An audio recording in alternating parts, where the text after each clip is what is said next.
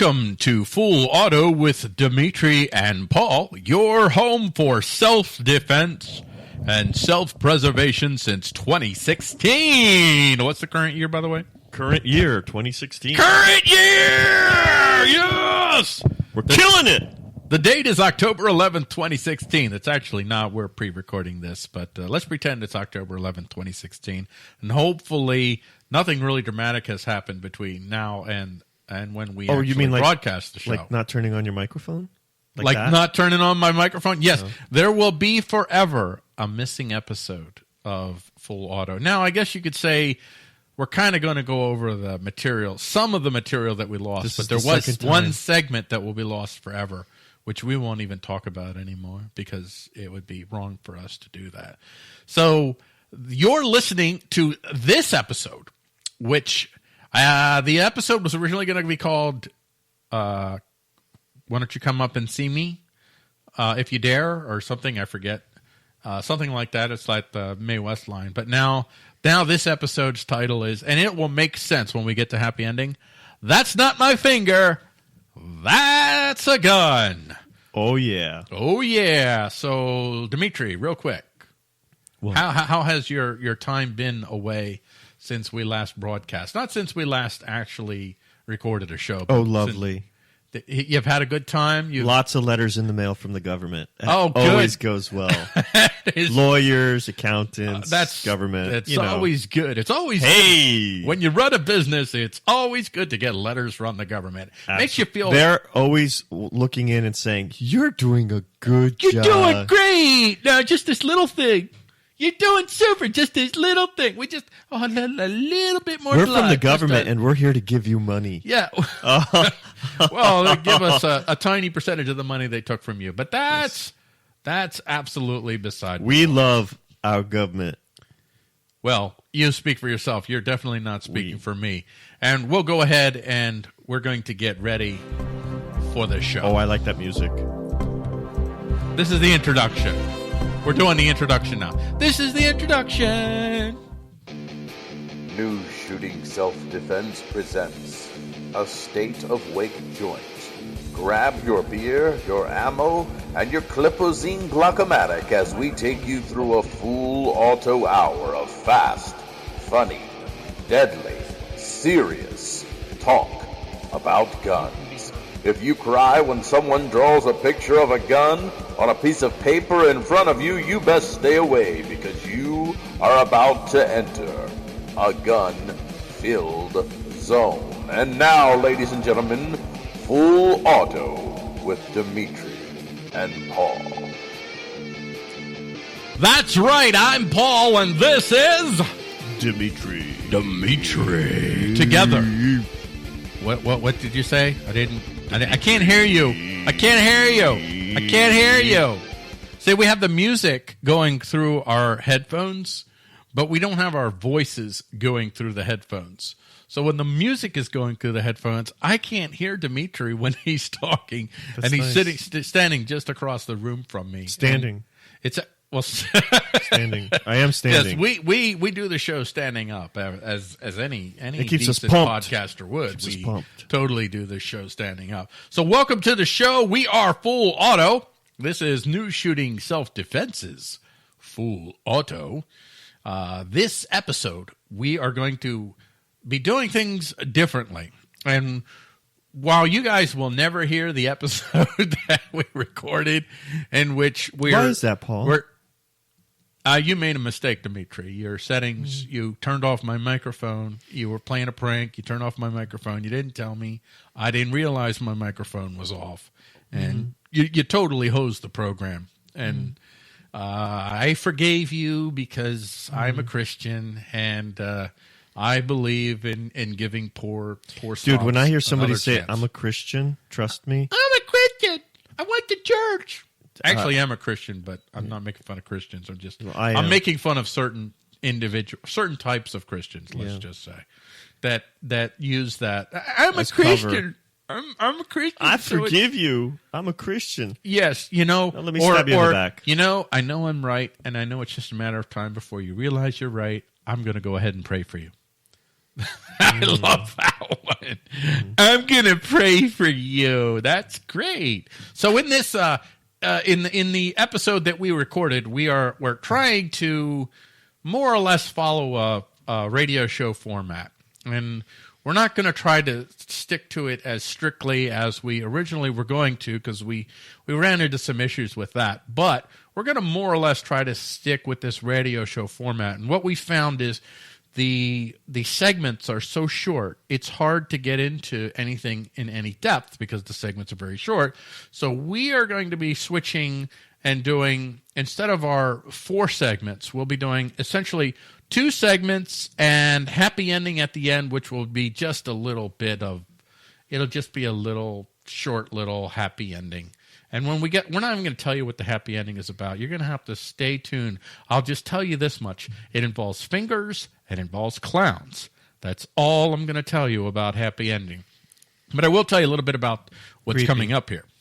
Do you want me to do that, or do you want to interrupt me? No, but that's creepy. Why is that creepy? Clowns and fingers. You know, you're just going to have to stay tuned to find out about clowns and fingers. So Blast from the Past covers the first gun control legislation in America to stick, which is New York Sullivan Act of 1911, which is, we're calling Sullivan Act protects legal gangs from illegal gangs. And then we're going to get into TacTec, and we're going to cover how to survive an encounter with a cop who might not care that much about your liberty in surviving Fallujah Cops. Finally, in our happy ending this week, well, we already told you. It involves clowns and it involves fingers. And we're not going to tell you anything more than that. Dimitri, do you have anything more to add before we get into the... Yes. It also involves fingers and clowns. It does. You know, you could say clowns and fingers, or you could say fingers and clowns. It's all very entirely up to you. Very different. And we're going to go ahead and get you ready for entering a gun-filled zone. I got my gangster guy here, yo. What up, cuz? Break yourself, break yourself, break yourself. Cuz. This is a ghost gun. This right here has ability with a 30 caliber clip to disperse with 30 bullets within half a second. 30 magazine clip in half a second.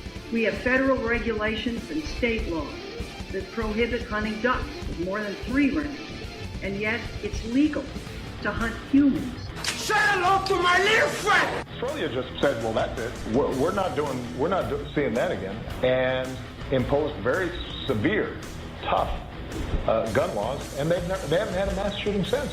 You know, semi-automatic weapons are not just about gun control. This is about national security. You know that these weapons can shoot down airplanes. Break yourself, break yourself, break yourself. The big difference between an assault rifle and a hunting rifle is, frankly, the scope that one puts on it, and scopes can be purchased online. I want to see people disarmed. I want people disarmed in our major cities. How's that for a plan? We cannot let a minority of people hold a viewpoint that terrorizes the majority of people. Could have been done on spur of the moment with a hunting rifle, very easily, as long as it was a double-shot weapon. They could easily do it with something that you could purchase at a grocery store. Say hello to my little friend. I think the Second Amendment is in the Constitution so that we can have muskets when the British people come over in 1800. I know what you're thinking. Did he fire 6 shots or only 5? You've got to ask yourself one question. Do I feel lucky? Well, do you, punk? Break yourself, cuz. Yes, how do I say this?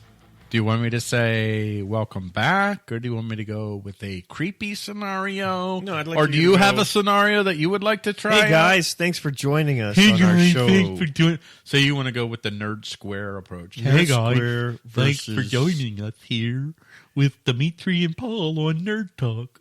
That's what you want. You want to turn this from full auto to Nerd Talk, right? I told you, don't use your natural voice. People are going to catch on. I know. I always forget not to use the natural voice. Would you guys like to hear my natural voice? Because this is not my natural voice. No, that's going through a filter. This is it's actually going through a de-nerding filter. A much improved. Yes, it's a de-nerding filter. That's what we're going through right now.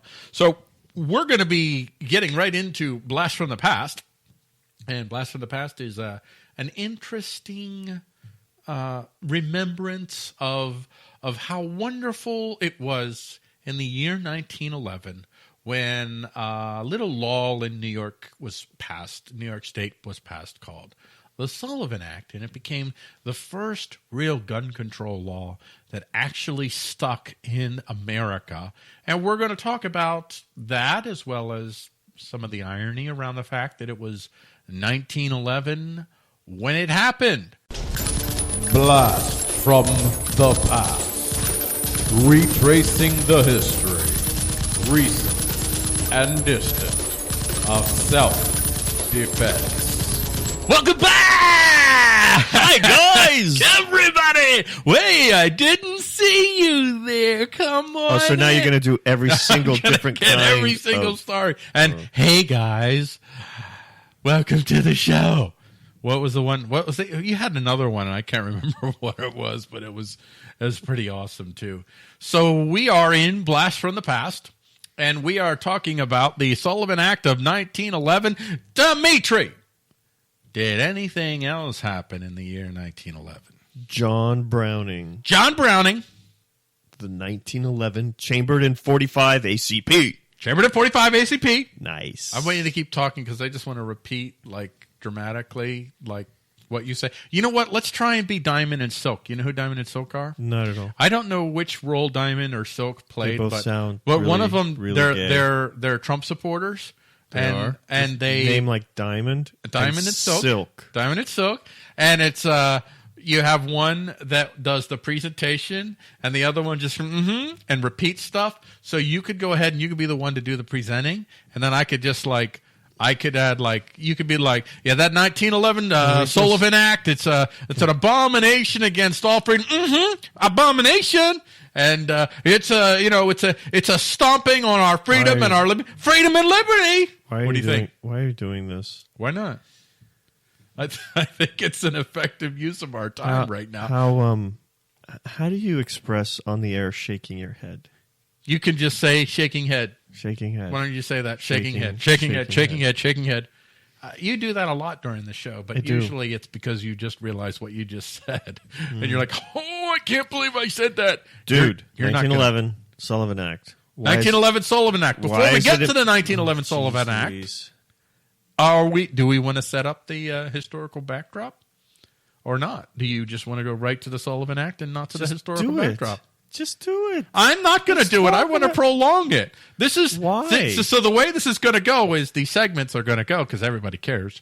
So the first segment is setting it up, and then the second segment we're going to get into the meat of it. So we got time, dude. We got time. We've got plenty of. Oh, it's break time. It's time to go to break. Yeah, but your listeners don't have time. Our listeners do have time. Our listeners actually, the emails that I get could you guys do more talking about nothing than talking about something? Because we really enjoy the talking about nothing more than the talking about something. Historical backdrop, 1837. Georgia passes a law banning handguns. The law is ruled unconstitutional by the U.S. Supreme Court. What year was that? Thrown out. Georgia. What year? Not what state? 1837. That early on. Early on, they had. Now it was the ruling was in 1843. So for about 6 years, you could not own a handgun in 1837. Now remember, in 1837, what was the most advanced type of handgun that you could have? Even if you were very wealthy, what would be the most advanced handgun? I don't think that you had any self-contained cartridges yet, did you? You were still talking. Yeah, the self-contained cartridge only comes around the Civil War. Around. Yeah, and I'm trying to remember when did you first have the effective revolvers, at least that they were still black Civil powder. War-ish.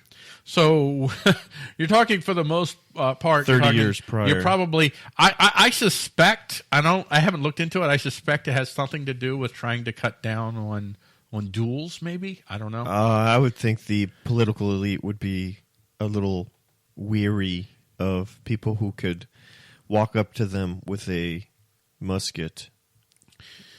Well, it didn't outlaw a musket, so that would be a little different. In 1865, there were other ones, but I just hit a couple of them. That wasn't my point. Okay, what was your point?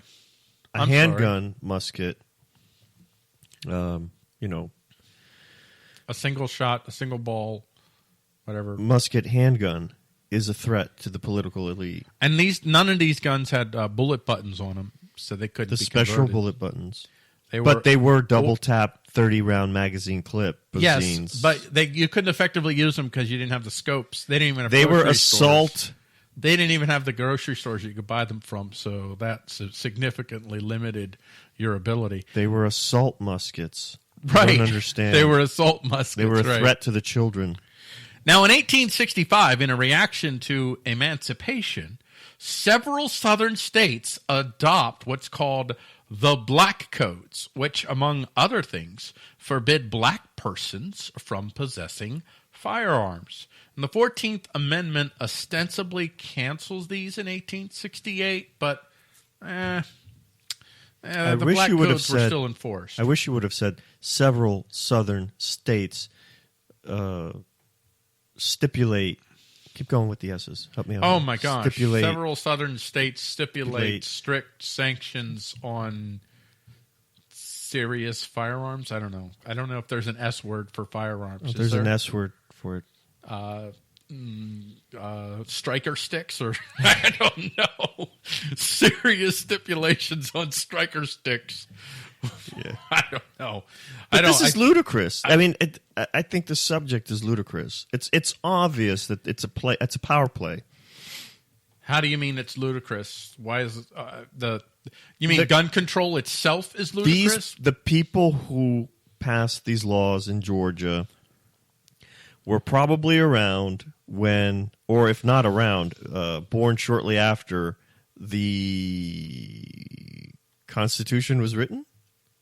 I mean, this is within 50 years. They knew the letter and the spirit of the law. Yes, and they understood why the amendments were there too. Yes. So, but the Constitution also has a number of loopholes written into it that allows people to. Well, actually, the Constitution is written using language, so language itself creates the loopholes because language is not precise. But I'm not going to get into language theory with you right now because I will lose half of our audience, and we only have 2 right now, so then we drop down to 1. I learned. We have vowed that if we only have 1 listener, we stop doing the show. I learned a valuable historic tidbit that I'd like to share with you today. You know what? I want to hear more about your tidbit, but I'm totally into your tidbit. Go ahead. This is going to blow you away. Whip the tidbit out. I want to hear it. What was first, the written letter or the written number? I would. Oh, actually, I don't know if you have other evidence, but my understanding is the written number was the first one. That is correct, sir. Because language was written language was born. Well, like most things in life, the necessity of commerce created the need. Well, now let's split some hairs. Commerce created the necessity for a written record. Now let's split some hairs because numbers are a language. Yes, they are. So what's your point? That the language that was first written was to track things. It was the language measurement to track things, to measure. hold account of things. Yes. To measure. And then what happened, of course, the minute that it was created, people tried to figure out ways to game the system. I imagine the day after accounting was born, what's the word for accounting that's not above board? Off the books accounting, or off the books. I'm sure. The minute authentic accounting was born, off the books accounting was born as well. But that's neither here nor there. The fact remains that everyone knows fully well, more or less, why that amendment was written. It was written as a recognition of the power that was, which is individuals are not going to give up their power to defend themselves. And therefore, you better put in this amendment to appease them. The Bill of Rights was meant to appease people who were alarmed at the Constitution and thought that the Constitution went too far, and they needed to put brakes on it. But we're not going to go down that path. We're going to stick with the Sullivan Act, which happens in 1911. The Sullivan Act is, and I'm reading from Wikipedia here because Wikipedia is the reliable source on factual information. Actually, Wikipedia, if you're looking up information about movements, ideas, if you're looking up information about individuals, maybe it's not so reliable, but for something like this, generally speaking, Wikipedia is more or less reliable. The Sullivan Act is a gun control law in New York State that took effect in 1911. Upon first passage, the Sullivan Act required licenses for New Yorkers to possess firearms small enough to be concealed. Possessions of such firearms without a license was a misdemeanor, but carrying them was a felony. And the act was named after its primary legislative sponsor, State Senator Timothy Sullivan, and it admits it here, a notoriously corrupt Tammany Hall politician. However, apologists have come out to basically say, no, the evidence shows that this was done from his heart. He just wanted to protect the people by preventing them from protecting themselves. Oh, never mind. No, he was totally hosing them. He basically wanted to disarm the goons that were fighting against his goons. His goons could be armed. Yeah. He was disarming his rivals. Disarming his rivals, right? And using the law purely for self-motivated reasons. Yes, purely for self-motivated. I won't say for sure that that's true, but yeah, what happened afterwards kind of, his goons went out and they strong-armed people and forced them to vote and did all kinds of stuff. And they had the guns. And if you fought back with guns, you were committing a felony, whereas they were just advancing his cause. Well, they were just part of the, they had a legal right to coerce against you that you did not have because of this law, which was arbitrarily written. So, folks, we've set it up for you. We have the Sullivan Act. We have the history of, a very brief history of gun control in America leading up to this first significant Sullivan Act, or this first significant gun control legislation that really paved the way for the stuff to come, some of which we've already talked about on this show. So we're going to go ahead. Can I say go ahead? Because I know you like it when I say go ahead, don't you? I don't care. You do. You like it when I say go ahead. We're going to go ahead, and we're going to go to the market, and we're going to pay us some bills. So listen to these commercials and buy the products.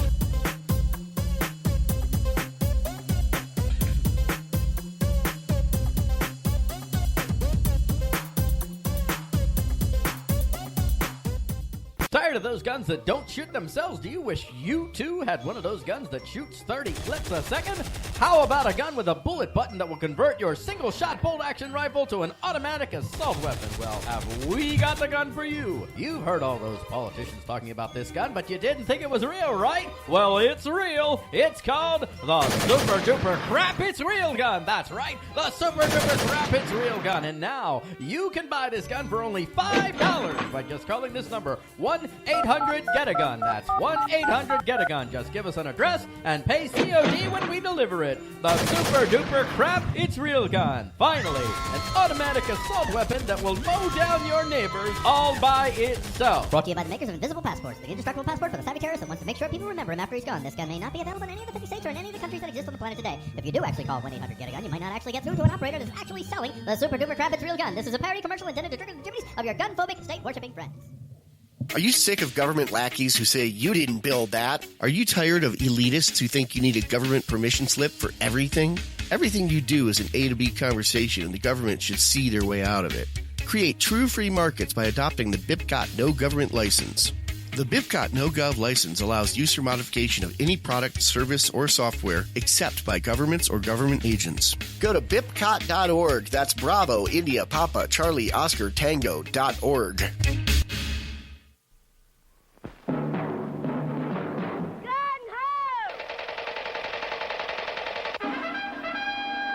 come the Gung-Ho Commandos, best equipped boys in the field. All the equipment you need for fun and excitement in the Gung-Ho Commando outfit by Marks. Just look at all the things you get. There's a battle map and direction-finding compass, a cat shooting automatic with gun belt and holster, a helmet, a canteen, complete mess kit and poncho. You get a cat-firing Gung-Ho hand grenade. And look here, this flashing battery-powered machine gun with moving ammo belt shoots rapid-fire bullets. There's a real-looking walkie-talkie, too, and a field pack. You get non-com stripes, medals and battle ribbons, even dog tags. It's all for fun and excitement. Gung-Ho! Get the outfit with all the equipment you need. The Gung-Ho Commando outfit. Gung-Ho! By Marks. Are you tired of your taxes funding endless occupations around the world? Antiwar.com is run by people who understand that wars abroad become wars at home, wars on our freedoms. Antiwar.com is dedicated to bringing you the latest in news, views, interviews, and reviews from the top movers and shakers in the anti-occupation movement. Antiwar.com has it all, from thorough foreign policy analysis to interviews with whistleblowers who used to run the military-industrial complex. Anti-war, pro-free market. That's antiwar.com. Hi everyone, this is Shane, the host of Liberty Under Attack Radio on the Freedom Phalanx Radio Network. If you follow LUA, you know that we put out a lot of content, the biggest compilation being my Adventures in Illinois Law series. In this series, I witnessed tyranny firsthand, and it was one of the major reasons I jumped off the minarchist ship and came to true freedom, which is voluntarism. This series is now available in anthology and audiobook format at libertyunderattack.com. Again, that is libertyunderattack.com. Make sure to tune in live every Sunday at 7 p.m. Eastern Standard Time on fprnradio.com.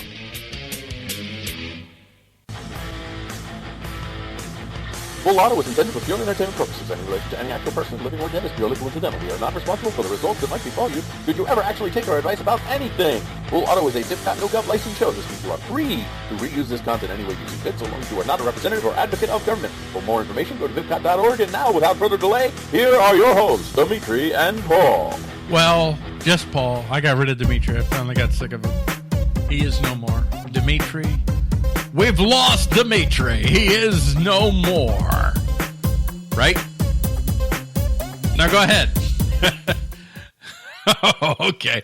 Okay. Did you lose Dimitri? I still here. It or didn't Dimitri work. Get lost? It didn't work. He's like the cockroach. You think he's dead, and you step on him, and he keeps coming back for more. Hey, how do you like that? In the show, you got to hear the phrase in reference to yourself. He's like a cockroach. Wow, that's lovely. Everybody wants to hear that. So, I give you the floor. We have been talking about the Sullivan Act of 1911. Why don't you share your thoughts about this? Where do you begin, really? It's the first in the history of the United States where a major city limits a group of people from being armed. It's kind of the precursor to every major city doing the same thing. And in my mind, that is a form of Jim Crow laws. Yeah. Because it's limiting certain groups of people from access to their liberties and their God-given right to protect themselves. Yeah, their fundamental right to self-defense, right. And who is most at risk of citizens being armed but the power elite that run these cities, who are actually exploiting people. Right. They're exploiting people, and I have no problem with anyone exploiting someone. I have a problem where the exploiter is not allowed to face the consequences of exploiting someone, where that exploiter is protected by a force, like in the case of the Molly McGuires, where you had minors who were not given what they believed that they deserved to be given. And a lot of times even the things that they were told they were going to get the owners found a way to basically screw them out of the stuff that they were told they were going to get. And so the miners struck. They went on strike. And the response was the owner sent in Pinkerton agents. They sent in force against them. And then when the miners reacted, in some cases with force, it was the government that stepped in and protected the exploiter from facing the consequences of his exploitation. And that's what you see here. The folks in New York City wanted to be assured that they did not have to face the consequences of their exploitation. And it is essentially the precursor of every other large city exploitation of their masses. Yeah, it's name a city that's large, the granddaddy of them all. It's the one that set the blueprint for what you see today across most metropolitan areas. And you look at and it's working so well. Well, it's preventing gun violence. No, well, you look at how it's working, and what is it really doing? It's not really preventing people from getting guns. It's certainly not preventing the folks that wish to violate the laws from getting guns. What it is doing is giving the law another tool in the toolbox that they can use to target you. If you use a gun in the city against one of your own, the chances that you'll be caught for that or held accountable for that are not very high. But if you use that gun outside of targeting people in your community, the law is going to come down on you hard. It's really, gun control in the city is not meant to stop you from having a gun to use against people in your community. I'd go one further. Go ahead. I would say that gun control in major metropolitan areas is intended to keep the law-abiding, good and decent people defenseless? No, needing the state. Right. Well, they may need the state, but the state isn't really providing them with the security that they think the state will give them. It's certainly not in the inner cities. Yeah, but it's an industry. There's more cops on the street because they want to keep you safe. You are dependent on the state at that point for your well-being. Yeah, you are absolutely dependent on the state for your well-being, and such as you can get it, because at the end of the day, you're not really getting that type of security that allows you to fully function as a person pursuing your own prosperity. But it's also a threat. Don't get too uppity, because we're the people who protect you. We're the people who show up in the emergencies. We're the people who take care of you. So why would you get uppity and question our authority, question our ability, question anything about the system? I think that that patience has run out in a lot of places. It has. It's where the Black Lives Matter movement comes in, and someday maybe sometime soon, we're going to have to do a show on Black Lives Matter. And I'll just say how to defend yourself against Black Lives Matter. No. Oh. No. What I'm going to do is talk about how Black Lives Matter did not come out of nothing. That Black Lives Matter came from genuine issues within these communities that are being governed by folks with guns who aren't really providing the protection that they're supposed to be providing. Rather, they're using the guns to simply control the communities and to exploit the communities for every dollar they can bleed out of them. How many people who are in control of these communities actually live within the boundaries of these communities? As far as the cops are concerned? Cops, judges, lawyers, defense attorneys, mayors, governors, go right down the line. Council members. I would say most of them don't live. Not a whole lot. There's not a lot of whole folks Fox, okay. There's not a whole lot of folks that are actually living in the community that are actually making governance decisions for the community. And I think the community is starting to figure that out. Now, the Black Lives Matter movement, they've identified legitimate issues. And I guess what we'll talk about is, on one hand, how Black Lives Matter came from legitimate issues, very, very real issues within these communities. But what they're offering is something which will actually be more coercive, more oppressive than the system that exists today. And wholeheartedly more detrimental. Absolutely. It'll be more detrimental to rank and file folks. It may help some folks, but it'll be a 1% of folks that will benefit from the vision that Black Lives Matter is casting. And it's funny because outside of these metropolitan areas, crime then plummets in terms of frequency and intensity, and gun ownership goes up dramatically. Yeah, absolutely. Legal gun ownership. So in a nutshell here, what we have is the Sullivan Act.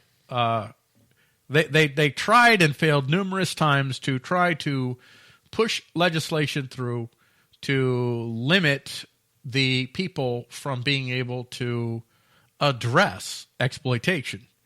And the Sullivan Act was the first one that stuck. And then we've actually already talked about, I think, did we talk about FDR's stuff? And well, don't worry. We have episodes ahead. And even somebody's like, we may come back and revisit the Sullivan Act and look at it from a different perspective. But we're going to go ahead and get ready. Go ahead. You know what? That's like a nervous tick with me, isn't it? We're going to go ahead? We're going to go ahead. How about we're going to go behind? We're going to go behind. We're gonna go behind. Well, I don't want to say go behind. We're gonna stop ahead. We're never gonna get on AM radio go ahead. stations. You can stop ahead. You can stop behind. All those things are possible, but regardless of whether it's ahead or behind, we're gonna pay us some bills. So remember, when you hear these advertisers, buy their products. They're all real. They're all real. Or visit their sites.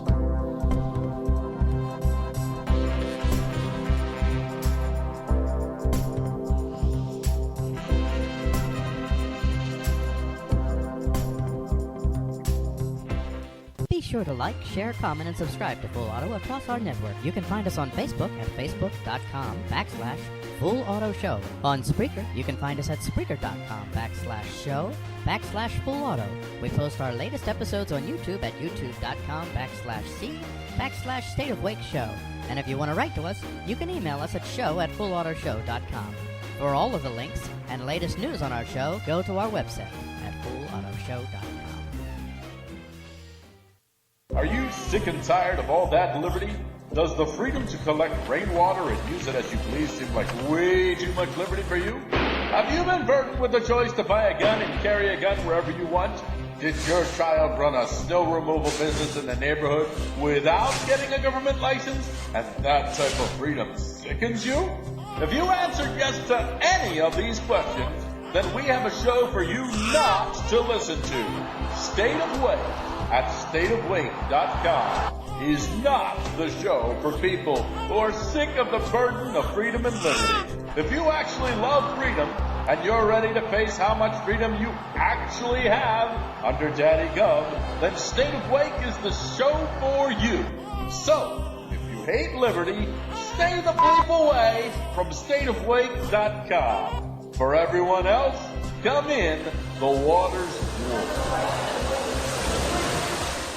Tired of those guns that don't shoot themselves? Do you wish you too had one of those guns that shoots 30 clips a second?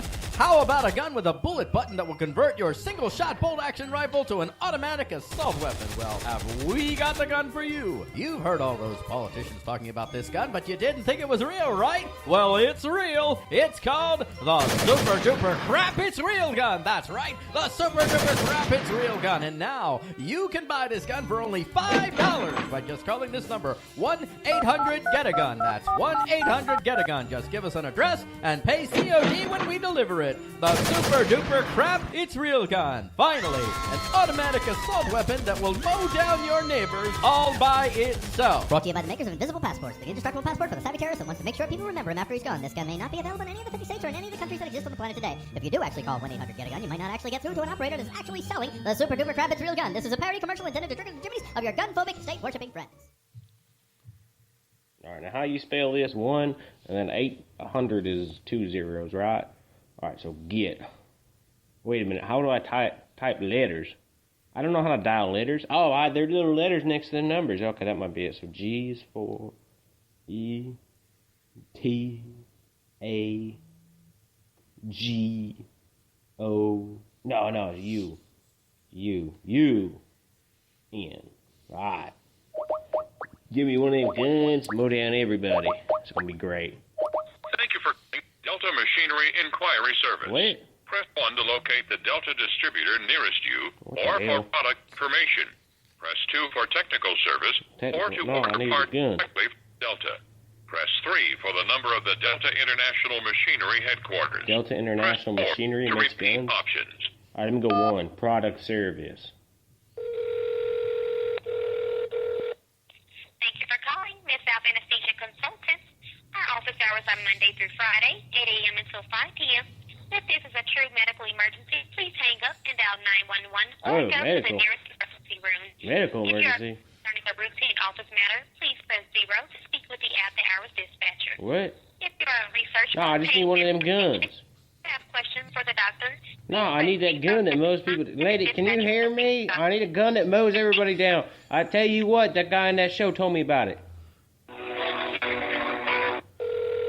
Wait, what? No, you disconnected me. Oh, hell, it's terrible customer service, man. I'll just go back to Smith & Wesson. Full Auto is intended for purely entertainment purposes and in relation to any actual person living or dead is purely coincidental. We are not responsible for the results that might befall you should you ever actually take our advice about anything. Full Auto is a TacTec no-gov licensed show. This means you are free to reuse this content any way you see fit, so long as you are not a representative or advocate of government. For more information, go to vipcot.org. And now, without further delay, here are your hosts, Dimitri and Paul. Well, go ahead and say something. Say something, I'm giving up. Say something. So we wanna point out that for our commercials that we neither advocate nor deny the positions held in these commercials. We just take your money and run your commercials. So just wanted to clarify that. We are entering into TacTec, and in this segment of TacTec, how do I word that? Segment of TacTec? It's not an episode. So well, it's not an episode. It's a segment, man. And this segment on this episode of TacTec, whatever. I don't know. I tell you what, doing well today. Are you scattered? Were you like arguing with a freaking Marxist or something? I was arguing with a Marxist, as a matter of fact. Before you arrived for the recording, dialectic materialism.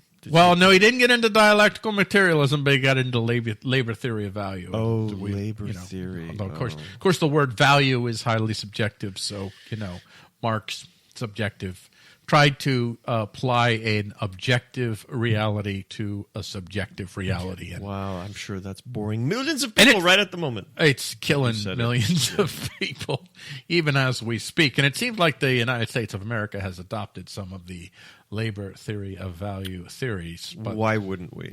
I mean, why wouldn't you? I mean, really, I think the powers that be figured out, man, this whole power of the workers thing, dude, if we play this right, we could totally control everybody. That's what they figured out. Hey, guess what? It worked! It works! It totally works! But in this edition of TacTec, we're not. How you like that? Oh, okay. In this edition of TacTec, we're talking about surviving Fallujah Cops. TacTec, the high and low tech and tactics of self-defense. And Dimitri, I think you have some. You'll want to make some qualifiers here before we continue. Go ahead and make the qualifiers for what it is that we're about to talk about. I got no qualifiers. Yeah, you do. We're talking about surviving Fallujah Cops, And we want to clarify some things, don't we? Yeah, absolutely. I think most cops get into that profession for the right reasons. But like any profession, you've got a-holes in that line of work too. Some people who are overzealous and some people who don't give a rat's about their job. All the A's there. Nice. Yep. See that? So I work with a lot of police officers and have gotten to know many and have family members who served and lots of friends of the family and personal friends. And I know these guys and some gals who are there doing a very difficult job. That said, you can get into a lot of trouble saying and doing the wrong thing.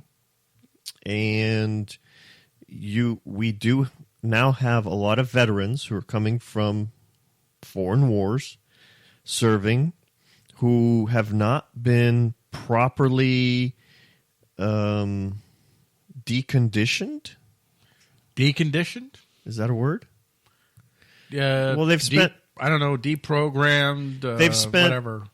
2 years being trained on how to kill. I don't know if you ever are deconditioned. Maybe learn to adapt, maybe learn to contain your training. What has happened within. Yeah, but the reality is you have these young men and women who were trained to kill people in war and who were sent and who did that. So their impulses are, under stress, to resort to their training. Now they're being sent into police department training programs that I think are faulty. Many of the training programs are faulty. Many of the training programs parallel the works of people like, and people who I used to read thoroughly and agree with, who I now don't agree with, but guys like Masad Ayub out of New England, and I have a completely different opinion of law enforcement now. And we'll get into that. And now we're going to go ahead and enter TacTec. And I'm going to say go ahead one more time. Okay, let's go. Hey, everybody, welcome back. Did you like that? No, not at all. But I do want to say something. Go ahead. Right off the bat. Right off the bat, go ahead. Hit me with your best shot. The problem I have with police training now is what's developed in the last 20 to 30 years, where the cops are trained that they're going to go home. That is a shoot first, ask questions later training approach that I know personally a lot of police officers that I've worked with ignore that and resist their impulses, because I know of I know of several instances where the officer was well within his right, within the law, to shoot the person standing in front of him who was a mortal threat to him, and chose not to, used his own discretion. But this is a cop who was trained years before this new style of training took effect.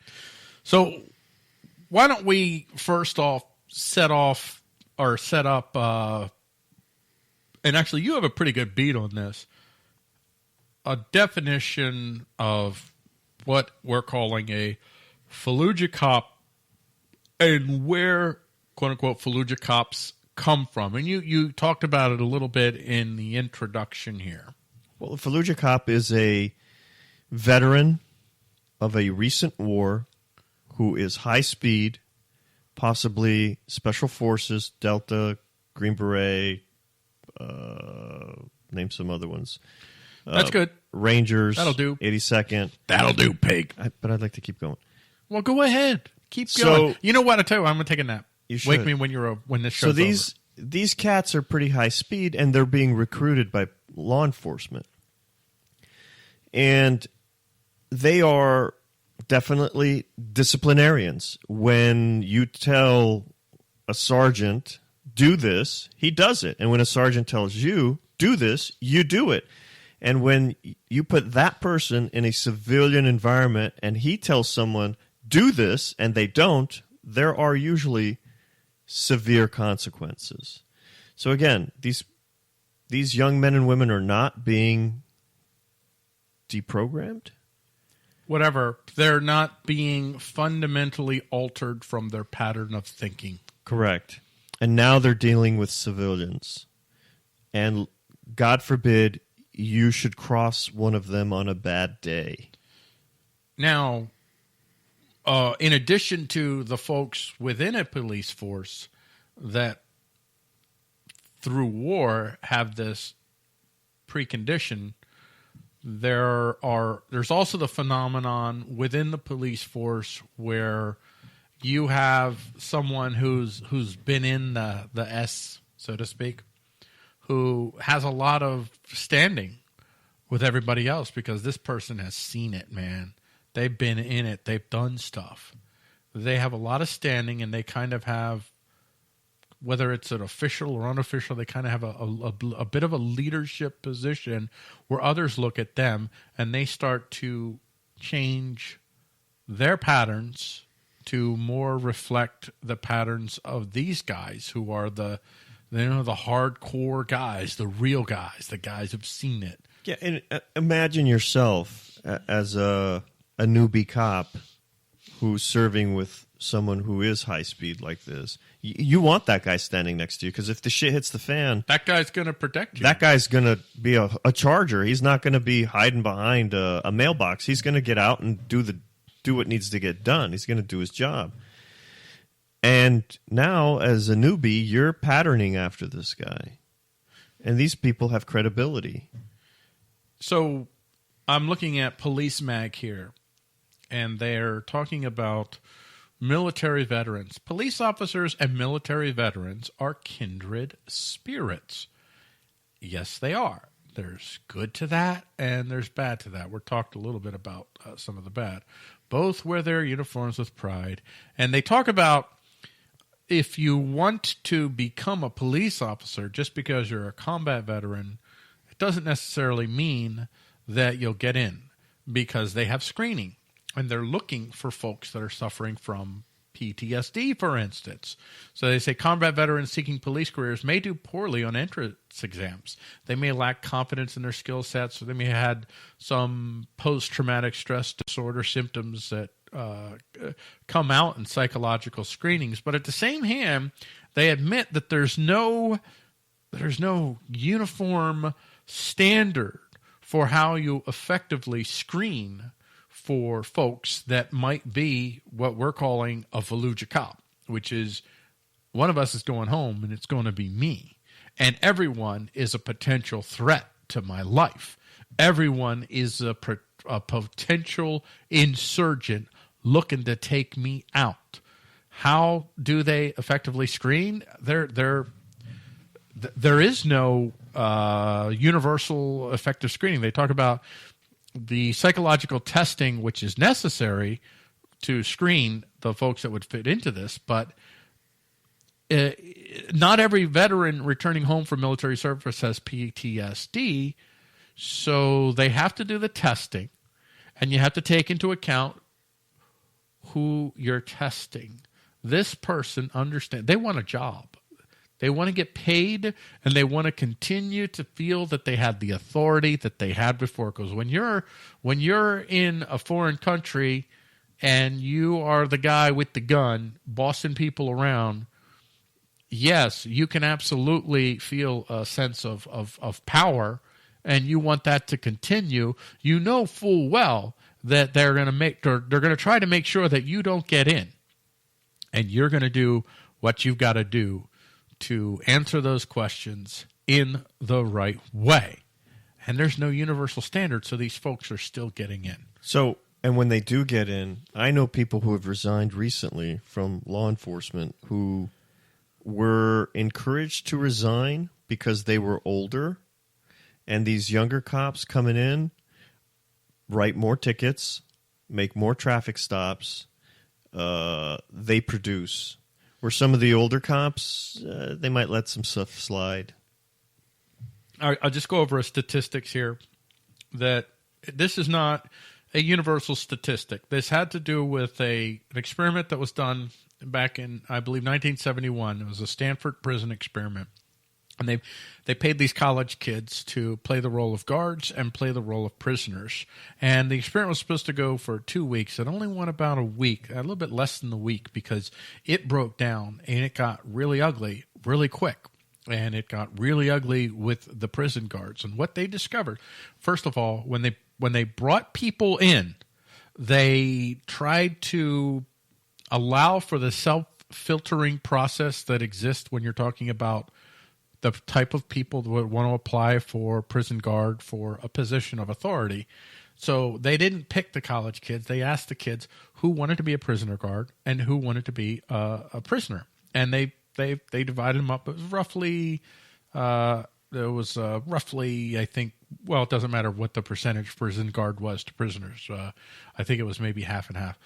The prison guards, what they discovered within this study, and I think that you'll find, whether it's these exact percentages or not, you're going to find these types of folks in positions of authority. You're going to find a certain amount of people that they're just going to follow the letter of the law. They're going to try to follow exactly what's right by the letter of the law. I'm going to only do that. And then you have this other group of people that they connect to the people that they have a position of authority over.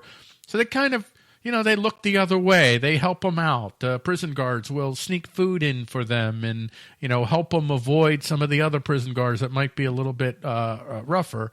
And then you got the group of prison guards that they actually get aggressive. They kind of get off on the power.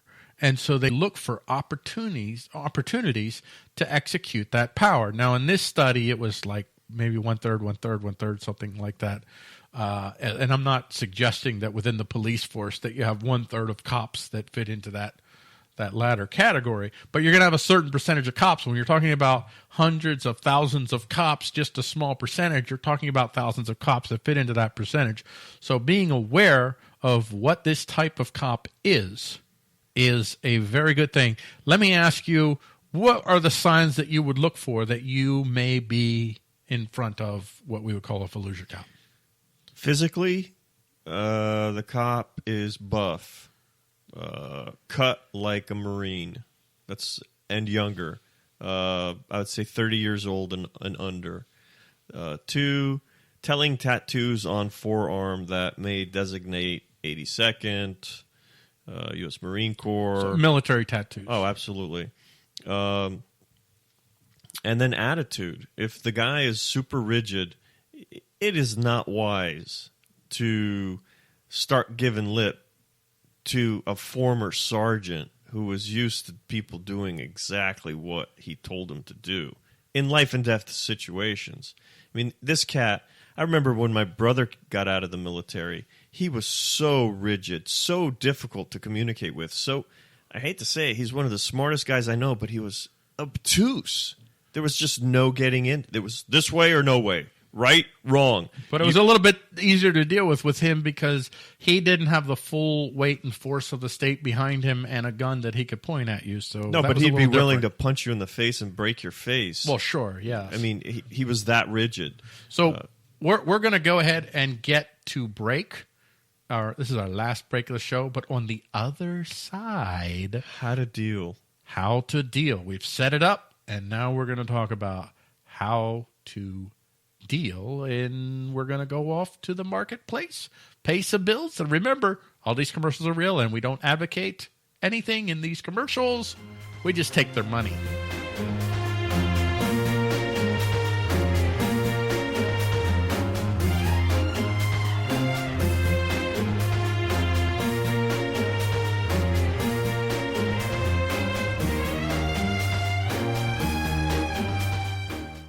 Are you sick of government lackeys who say you didn't build that? Are you tired of elitists who think you need a government permission slip for everything? Everything you do is an A to B conversation, and the government should see their way out of it.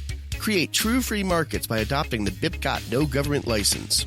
The BIPCOT NoGov license allows use or modification of any product, service, or software except by governments or government agents. Go to BIPCOT.org. That's Bravo, India, Papa, Charlie, Oscar, Tango.org. Tired of those old Freedom Fiends buttons? Well, the Freedom Fiends have new button designs. As always, it's only $10 for 10 buttons, and you'll get these nifty designs. By sheep, for sheep, on sheep. State speech is hate speech. 2 designs for Guns and Weed, The Road to Freedom. 3 designs for Fiend Phone. BIPCOT NoGov. A Freedom Fiends Worms button. And Ask Me About My Worms. Go to freedomfiends.com and click on the link at the top that says Buttons. And now they're bigger buttons. They used to be 1 1/4 inch, now they're 1 3/4 inch. Dan, they're bigger buttons. What does freedom mean? Tune in to LRN.FM to find out. LRN.FM is the Liberty Radio Network, a collection of live talk radio and podcasts, all coming from a principled pro-liberty perspective. LRN.FM show hosts aren't left, right, or conspiracy kooks. You can tune in 24/7 to LRN.FM via your phone, computer, satellite, and more. Listen free anytime at LRN.FM. That's LRN.FM. You're playing hunter, spot the game, load and fire. Shake your power, sign her name, and cock and fire. With Johnny Eagle, you can miss. You've never seen guns like this from Johnny Eagle. Now take your army gun in hand, load and fire. With Johnny Eagle, you command, you load and fire. With Johnny Eagle, lots of fun. You've never seen an army gun like Johnny Eagle. You're in the west of yesterday, load and fire. Hear Johnny Eagle's say you aim and fire. Never gunfight before, get Johnny Eagle. You get more with Johnny Eagle.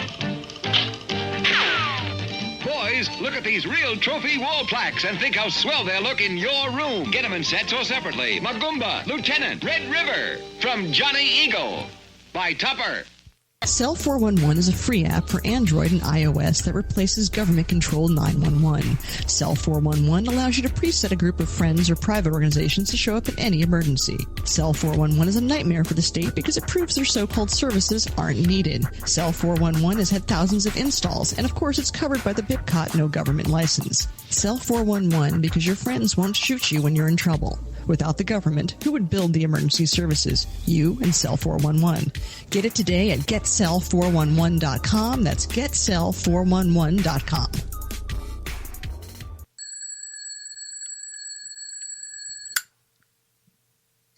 Anarchy. Anarchy action. Carpe diem. Seize the day. The day to choose. Carpe voluntas. Carpe you. With anarchy action. My fellow sheep, election season is upon us. Are you one of the 12% of Americans who still approves of our government? Then we need your help to force the other 88% into compliance. Our democracy depends on it. We're an organization called Citizens Against Too Much Unfettered Freedom, or CATMUF. CATMUF is a bipartisan flock of sheep whose goal is expanding government until nothing else remains. Because the government is here to help you. How can you help CATMUF help you? By only voting for candidates dedicated to expanding government. It's easy. You don't need to study the issues. No matter what a politician says when running for office, they're all dedicated to expanding government. And make sure you tell all your friends and family to vote for more government. Here at CATMUF, we don't care if you vote Democrat or Republican, as long as you vote for candidates committed to growing our federal family.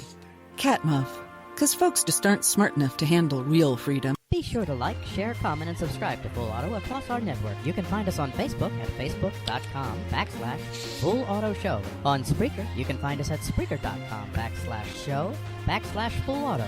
We post our latest episodes on YouTube at youtube.com/C/State of Wake Show.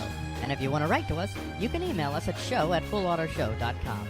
For all of the links and latest news on our show, go to our website at fullautoshow.com. Hey! I don't know why that music is playing. Why is it again. doing it twice? Hey, let me ask you a question. That one commercial for Johnny Eagle. I can't hear you. That one commercial for Johnny Eagle? Yeah. Do you had something to say about that commercial? My daughter would be like, the guy's like, "Hey boys, listen up and check this out." Yeah, my daughter would be like, "Boys." My daughter would be like, dude, I want that. You know I could shoot that. Yeah, my daughter, she's looking forward to the day that she can legally conceal carry. That's my 8-year-old said the other day, "Don't worry, Baba. If someone comes in the house, you taught me how to shoot. I take him out." I'm like, whoa. Take him out with what? Whoa. What do you mean? You shooting your BB gun? You take him out with your BB? Well, she probably could, actually. But, yeah, my kids would have a serious issue with that commercial these days. Well, yeah. They paid us a lot of money, even though the company no longer exists, but they paid us a lot of you got to pay the bills how you got to pay your bills. You got to pay the bills how you got to pay the bills. So we are now going to talk about what to do. Not only what do you do when you're in the presence of what we'll call a Fallujah cop, but how, I think it would start, to a certain degree, do you prevent a cop who maybe isn't going to get uncorked from becoming uncorked? Well, look, first and foremost, I have heard all sides of the arguments. In the last year or two, you've heard it all. You've heard it all. All cops are trained to kill people. All cops are this. All cops are that. All cops are victims. Blue lives matter. Black lives matter. All lives matter. And the bottom line is, treat people with respect. Honestly, though, the only life that really matters is the life that gives me bacon. Yeah. And treat it with respect. Well, I will, right before I eat it. Are you making a joke about bacon and pork and cops? No. What the hell, I man? didn't intend that. Oh. Dude, whoa, you're messed up. I absolutely did. So officers listening into the show, I would like to say totally that I am totally sympathetic, and Paul is not. If you should be pulling I like him bacon, over. but I don't like bacon from people. It's like pig bacon, like actual pig, like porcine. And oh my god! The reality is, you know what? I'm going home. I'm taking my toys and I'm going home. Please do. Just turn that screen around. I've clearly Oh, you want me to turn this? You want to run the show now? I think it's time. Are you ready? I think it's time for you to bail, dude. Hey, take it. It's time. It's yours. It's yours.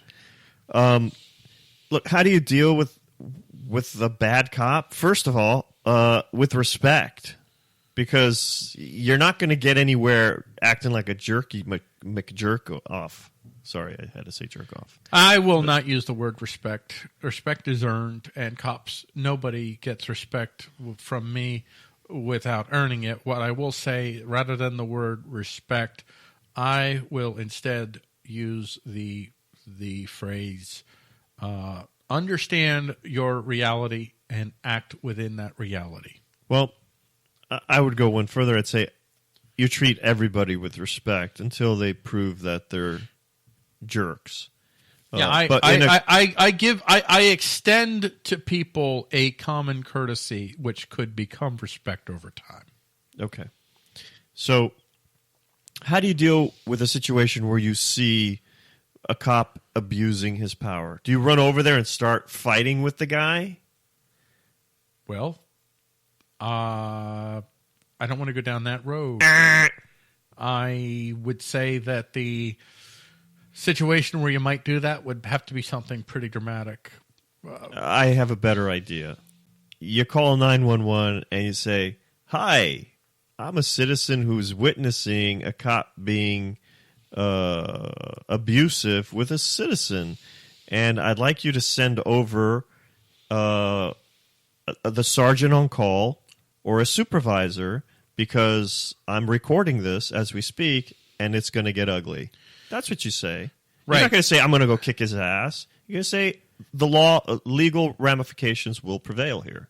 Well, there could be a situation where it could be where you don't have time. If somebody is, if I don't care whether you're a cop or who you are, if I see very clearly that you're beating the crap out of somebody who is incapacitated, I may feel some moral obligation to stop you from finishing that person off.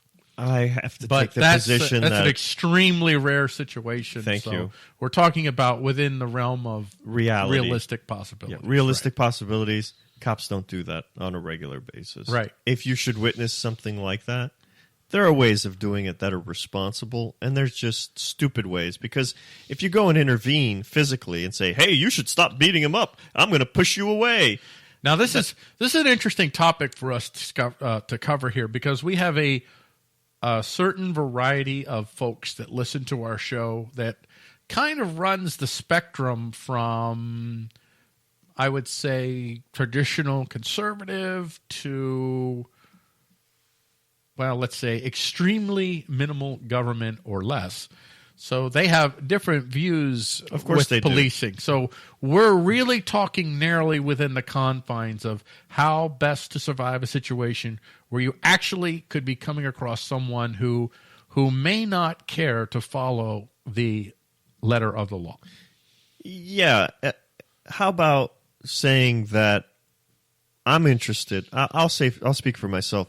I'm interested in living in this reality and what is before me. Yes, this is the reality that we're in. Yeah. That is and if you correct. want to pretend Good that you're observation. some kind of dude who is, what's the terminology? A free citizen who doesn't A have sovereign to, citizen, Oh, thank you. A right. sovereign citizen who doesn't have to answer to cops or the state I'm a or anything. sovereign man. Yeah. Yeah, good luck with that. Good luck with that. We That's don't not have the any reality you sovereign live in. citizens that listen So to our show, so we can make fun of them. yeah. So, Okay. good luck with that. Seriously, because you're gonna get yourself into a lot of trouble. This is the reality that is before you. Yeah, this is the reality of power. Is that cop has a lot of power behind him or her that you don't have. Not saying that cops are necessarily going to do something horrible with that power, but that's the reality, and you have to be aware of that reality and operate within that framework. And Give yourself if you're in a situation where you feel it's going poorly, you have a device in your pocket. Take it out and start recording. That's the best protection you can give yourself. You know, And- I would also recommend Cell 411. I forget there's another app that I can't remember the name of it, but there are other apps out there where you can actually live stream onto something like Cell 411 or something, so that if a cop tries to take your phone and delete, they can't because it's on a different server. Well, and there are also ways of tracking things that are recorded and then deleted on devices. So if a cop would be dumb enough, or anybody would be dumb enough to try to delete your stuff, there's a whole other host of wormholes that they've opened up that they're going to have to deal with. But I am now, and maybe I shouldn't be, because I got to think of the true ramifications of it, but I'm a fan of body cameras for cops. It seems that cities and towns and municipalities that have implemented body cams, the incidence of reports of police brutality are significantly down. I don't know if that statistic is true or not. I no idea. Well, It I would could be. suspect when I've talked to cops, they're all like, "Dude, we're so for these cameras because we get these stupid, harassment charges all the time, and I would like an independent source to be able to look at what happened and say who's at fault, because we know we're not." But the bottom line with this is, if you're in a situation, I'm not saying there aren't situations where even if you comply and you do everything right, something bad might happen to you, but you dramatically increase the likelihood that something bad will happen to you if you do not comply. Like the shooting in, was it North Carolina, with the man who, well, it appeared to me, and the facts are kind of ambiguous, but if it is what it seems to me, that this guy pulled a gun out and pointed it at the cops, whether they should have escalated that situation or not, I'll leave that to someone else to decide right now. But once the situation is escalated, whether it's justifiably or unjustifiably escalated, pulling a gun when you have 4 or 5 dudes pointing guns at you, just a dumb move, just a stupid move. You're almost guaranteed not to walk away from Whoever that. gave that guy advice gave him very bad advice.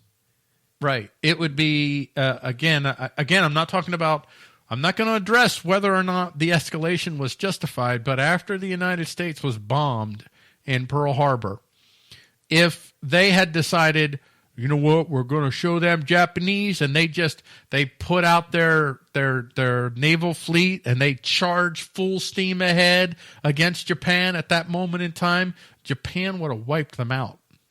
So they had to bide their time. They had to strategize. They had to survive so that they can get to a point where they could try to get recompense for the injustice done against them. And there is. And I know a lot of people say, oh, you don't understand. There's no justice when it comes to the cops. There is. Because every time a complaint is filed, whether it goes anywhere or not, it goes into their folder. And no cop wants to have a long laundry list of complaints against them. And I don't completely disagree with you, but I don't completely agree with you. But, because here's the bottom line. Whether can I? You want to go ahead and finish your thought, and then I'll go ahead. If something should happen, and you have a long laundry list of complaints against you, it only hurts your case. Where if you're a decent cop who has no complaints against them, and something, God forbid, happens, your position is on far more solid ground than the guy who's got hundreds and hundreds of complaints of abuse. Generally speaking, it's better to be alive. Correct. You have better opportunity for recompense if you're alive. Right. So do what you're told. If you're dead. Yeah. So do what you're told. So do what you're told, even though that's not 100% guarantee that you're going to walk out all right. But I can guarantee you that if you point a gun, or even if you don't have a gun, which has happened sometimes where somebody does not have a gun, but they pretend that they do have a gun and they point their finger at you. Dude, you can go on YouTube and watch cops making horrible choices and shooting people who are unarmed. And for every video that I see that infuriates me, where I see a cop shooting a civilian unarmed, I can go and watch some civilian taking shots at cops, and I understand both sides of it. And the reality is, most people, most good and decent people, are going to be stuck in the middle somewhere. And the reality, and I'll say this in closing here, because we're going to wrap this up, and then we're going to get to happy ending. The things that you want to remember: talk in a calm voice. Say as little as possible. Answer as little questions. Do not voluntarily offer information that is not essential to be offered. If they are in a position where they may be considering detaining you or arresting you, inform them that you won't speak until you get your lawyer. And above all else, even if you, like, for instance, if you know that they're not justified in saying, get out of the car, you probably should get out of the car anyway if they start pointing a gun at you.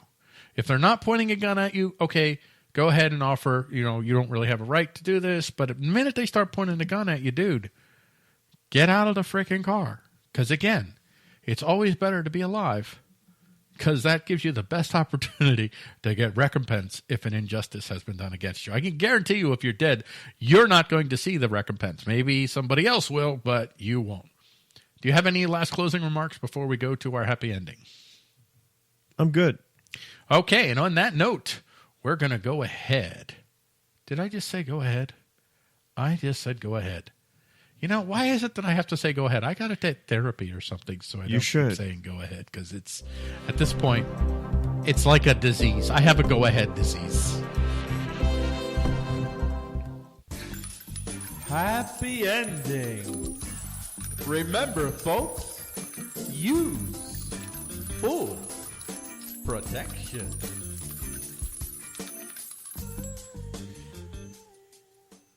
So this story is from townhall.com. It's called, the title is Second Amendment for the Win. Woman draws gun, scares away creepy clown. What's up with that, with the creepy clown? I don't know. We'll do another show on that some other time. But there's I could get into a whole list of theories about the whole creepy clown thing, but I won't. Can you shoot them? Can you just shoot clowns walking down the street? Maybe. I think that would put an end to the creepy clown thing. Just start shooting the. I said it. Thank you. You're gonna beep that? I'm not gonna beep that out. Oh, you should. If we were on the radio program, when folks, we are working to try to get on AM radio, and when we get on AM radio or FM radio or whatever radio, I'm gonna continue to talk like that. I'm gonna need a host. Yeah, you will, because I am not. I'm gonna need a host. I am trying have a potty mouth. hard to keep my mouth in check. Yes, exactly. He does not have the internal discipline that I have. He lacks that. So one I main am woman, an expressive person. One main woman, that's what discovered that the best. That's the best. Oh my gosh! Do you want to read this segment? No, read it. I'm waiting for you. One main woman discovered that the best repellent for a creepy clown was to pull out a concealed handgun.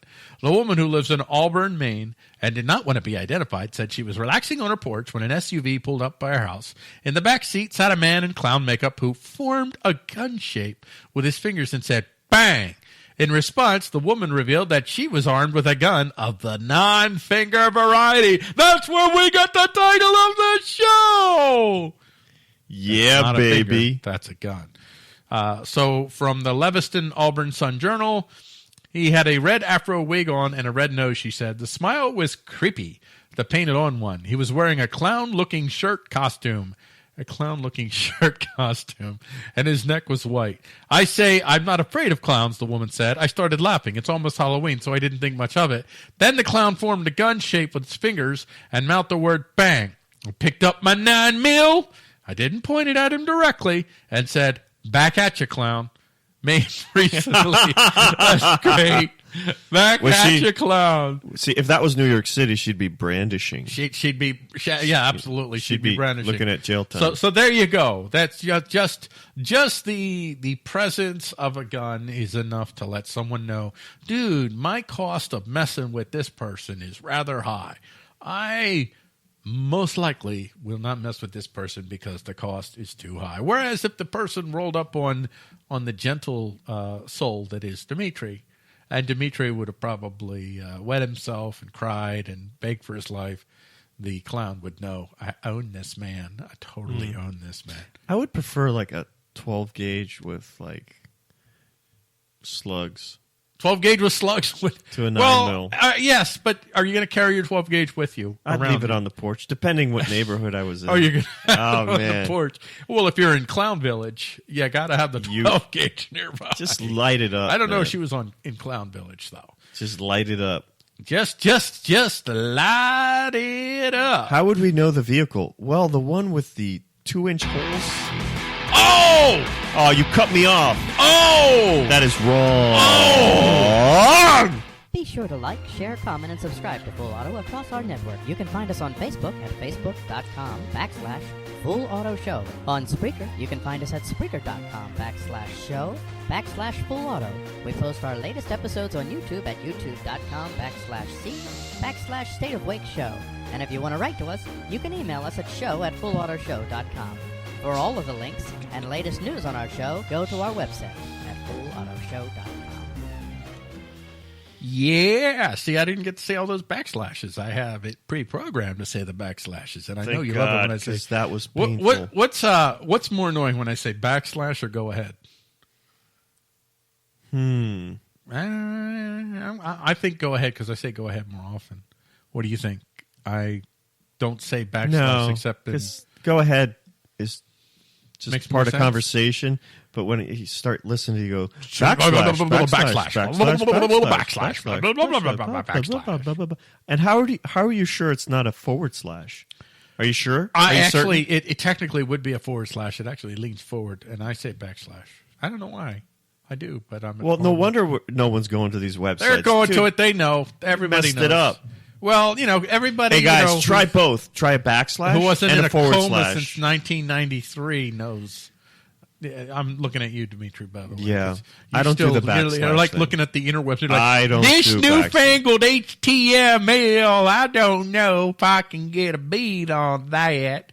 These clicking on links and videos on the Weber pages. I do not understand this. That's kind of how Dimitri. By the way, that's Dimitri's real voice. What you hear now is Dimitri. My voice is filtered to filter out the nerd, and Dimitri's voice is filtered out to it filters out the country. It filters out the redneck hillbilly. So I take redneck hillbilly over nerd. Sorry. Really? Yeah. Okay. Well, I would actually. Yeah, I think I'd agree with you. I think I could. Because you can have a redneck who's an intellectual. But, what about but you're never going to get a nerd picking up What about the redneck nerd? That's possible. Yeah, it is. So we thank everybody for listening to the show. I want to add that. Oh, wait. You did get cut off. You were saying something before. Oh, shut up. You don't even remember now? I don't even remember. You lost. You lost. Yeah. I'm sorry, man. I'm sorry. Here, You I got an itch on my nose. The show's. Please don't do that. Please don't do it. Please. Oh, but that felt good because the sponginess of this microphone. If anybody is interested in becoming a guest host of Full Auto, please write to me at paul@stateofwake.com. I have accepted applications immediately. So we want to let you know that our last show we had over 100 live listens. I forget the exact number. And so far, the show has gotten over 200 total listens now. We have crossed the 200 mark. For the last 3 shows in a row, actually, we've crossed the 200 mark. These are humble numbers, but they're growing numbers. So we thank everybody who's been listening to Full Auto. And Dimitri, Our first live show was 12 people? Our first broadcast show was 12 people, yes. And it went to 50 and then 100. It's climbed. And even so far, every show is getting just a little bit more listeners, and we'll see what happens with this show. But Dimitri, you usually have a way to sign us off here. Kalinichta. Kalinichta, that's it? That's it. Kalinichta, which means? Kali, which is good. Nichta, which is night. Oh, we're just going with Kalinichta today. Kalinichta! Thank you. Next week, I have no idea what we're going to talk about. Do you? No clue. No clue what just we're going to talk about next week. Rambling on. We may possibly, and I'm not sure that we will. We'll have to think about it, but we may look at these black codes next week, or maybe not. We'll figure it out. It would be very interesting to look at those black codes, though. It would. All right. We'll see you on the other side. Thank you very much. Go ahead. Just real quick. What are the parallels between the black codes and what's going on now in large inner city? We could talk about that because, in essence, the black codes still exist. Yeah, absolutely. Absolutely. So we'll see you folks. next week. Oh, I have big news. I got to add this before we close off. I got pizza waiting for me at home. Come on. We are now syndicated. Oh, who cares? Dude, I care. Pizza. We're signated. Beer. Oh, come on. You have beer? Yeah. I don't even have beer. I meant to get beer before you got here, and I totally forgot. But we are syndicated on IBM Nation. I got to make sure. Is it IBM? IBM? IBM Nation. Like International Business Machine Nation? Yes, it's absolutely run by International Business. No, it's a IBM Nation. Oh, man. Pause for a second. I got to find this and give this. And when I do it, don't make fun of them because, Oh, really? Well, you said were. That? Well, you were. Now I can't not. Are you kidding me? Did you just tell me not to do something? What, are you an anarchist or what? Yeah, all those anarchist commercials are going to go over very well. Yeah, I'm going to have to. I'll have that fixed by the next show.